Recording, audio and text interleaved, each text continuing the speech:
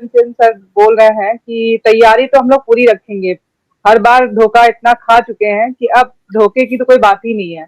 हम विश्वास नहीं कर सकते सरकार पर, तो हमें विश्वास नहीं है। कितना भी ये इतने प्यार से बात कर रही है, सब कुछ ठीक है, फाइलें चल रही हैं। लगातार संघ के द्वारा संघर्ष किया जा रहा है। शिक्षा मित्रों के समायोजन की बात हो या मानदेय बढ़ाने की लगातार प्रयास किया जा रहा है। उसी कड़ी में एक नई अपडेट निकल के आई है जो कि आपके लिए काफी महत्वपूर्ण होने वाली है। आप लोग पहले इस पूरी वीडियो को अंत तक जरूर देखिए। पर सर होता क्या है ना कि हमें तो आश्वासन मिल रहा है, अभी समय चुनावी समय है, सब हाँ बोलते हैं, अच्छी बात ही बोलेंगे, कोई भी निगेटिव नहीं बोलेगा। क्यों चुनावी समय में जो है ना कि रहता है कि शांत रखना है इन लोगों को, कैसे भी शांत रखना है। पर क्या होता है ना, फाइल चल रही है, अब किस गति से चल रही है और कब वो आचार संहिता लगने के बाद वो वही रुक जाए और उसका निस्तारण ना निकल पाए, तो हम लोगों को हर तरह से दबाव बनाना है सरकार पे, जिससे कि वो फाइल चुनाव से पहले उसका रिजल्ट आ जाए। हमको रिजल्ट चाहिए। हम लोगों ने इतना धोखा खाया, जिस तरह से हम लोगों का सरकार आते ही उन्होंने रिकवरी कर लिया, हमारे पैसे जो रिकवरी किया उन्होंने, और हमारा वेतन नहीं, मानदेय नहीं दिया। और उसके बाद 17,000 ट्विटर हैंडल पे उन्होंने शेयर करने के बाद फिर हम लोगों का रोक दिया, और लगातार जिस तरह से हाई कोर्ट हम लोग जीते, फिर डबल बेंच सरकार गई, डबल बेंच में हम लोग जीते, फिर सुप्रीम कोर्ट में भी लगातार जिस तरह से लड़ रही है सरकार, तो हमें तो बिल्कुल भी सरकार से उम्मीद नहीं है कि वो इतनी आसानी से हम लोगों को नियमित कर देगी। ये तो सपने जैसा लगता है, क्योंकि इतना आसान नहीं है रास्ता। तो सरकार को जब तक दबाव नहीं बना के रखेंगे, दबाव हर तरह से रखना पड़ेगा।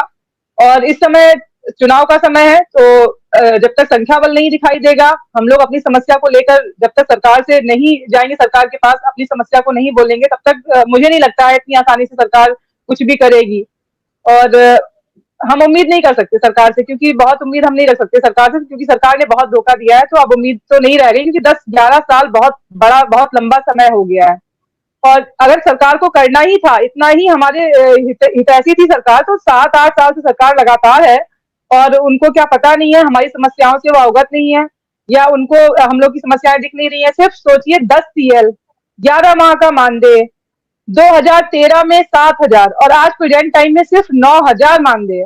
तो इतनी तो सरकार को भी समझ में आना चाहिए कि महंगाई कहाँ से कहाँ बढ़ गई है। अगर वो 500 रुपए हर साल भी बढ़ाती ना, तो आज शायद हम लोग का मानदेय बहुत ज्यादा होता, काफी बढ़ चुका होता। तो सरकार ने कभी हम लोग के बारे में नहीं सोचा, सिर्फ आदेश ही चलाए हैं, सिर्फ आदेश चलाए हैं। और बदले में हम लोग को दिया क्या? हम लोग का पैसा रिकवरी करा लिया। सरकार पे हम कैसे भरोसा करें? सरकार अगर बोलती है नियमित कर देगी, हमें विश्वास नहीं होता है, कोई अंदेशा विश्वास नहीं करेगा। शिक्षा मित्रों को भी, मुझे लगता है शिक्षा मित्र भाई है, उनको भी विश्वास नहीं करना चाहिए। इतनी आसानी से सरकार को छोड़ना नहीं है, हल्के में नहीं लेना। सरकार गुमराह हर बार किया है, हमें तो विश्वास नहीं है। हम लोग पूरी तैयारी के साथ 27 की रणनीति तैयार किए हुए हैं। हालांकि हम लोग अधिकारियों से लगातार मिल रहे हैं, उनको समस्याएं बता रहे हैं। अभी कल हम लोग कंचन मैम से भी मिले, उनको बैठ के विस्तृत जानकारी दी और सारे विषय पे चर्चा हुई, और एक ही बात रखी, नियमितीकरण। जो भी हमारी समस्याएं हैं, बताया मैंने उन्हें कि 2013 में जो हम लोगों ने ज्वाइन किया था, हमको 10 सीएल मिलती थी, आज भी हमको 10 सीएल मिल रही है। उसके अलावा कोई सुविधा ना पहले थी, ना ही आज की डेट में कोई सुविधा है। उस समय 7,000 मानदेय था, आज की डेट में 9,000 है। तो उन्होंने कई बार पूछा, आपका मानदेय क्या इस समय क्या मिल रहा है? हमने कहा 9,000। उन्होंने पूछा आपकी, हमने बताया हम लोगों ने जब ज्वाइन किया था 2013 में, तो लगभग 42,000 की संख्या में हम लोग थे अन्वेषक, लेकिन हम लोगों को